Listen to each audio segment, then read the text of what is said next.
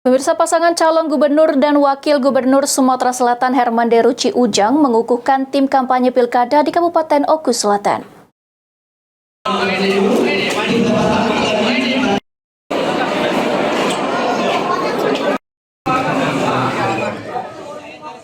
Bertempat di Gedung Kesenian Kecamatan Muara II, Kabupaten Oku Selatan, pengukuhan tim kampanye HDCU dihadiri oleh ratusan massa pendukung dan juga partai pengusung HDCU.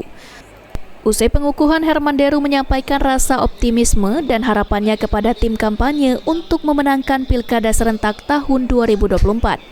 Herman Deru juga memastikan akan melanjutkan program kerjanya 5 tahun yang lalu, khususnya di Kabupaten Oku Selatan. Di antaranya akan memajukan kawasan wisata hingga promosi ke kancah nasional maupun internasional.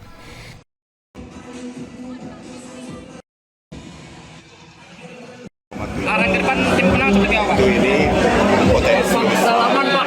kita dapat menangkan kompetisi. Tapi tentu semangat tim harus kita jaga. Antara lain menebarkan isu-isu baik mengenai visi-visi kandidat. Contoh di Oku Selatan. Oku Selatan ini adalah daerah yang potensi wisatanya luar biasa. Kita sudah buktikan danau-danau yang tadinya kurang perhatian sekarang menjadi terkenal di dunia dengan Sriwijaya Danau Pondonya. Nah, ini kita ingin potensi kopi yang begitu banyak dihasilkan di sini. Kita ingin menjadikan kopi Oku Selatan ini kopi yang mendunia. Ini Pak, spiritnya kita jaga. Artinya ke depan danau-danau akan menjadi fokus utama juga, Pak? Ya, tetap pariwisata dan khususnya petani kopi dan lada di sini juga.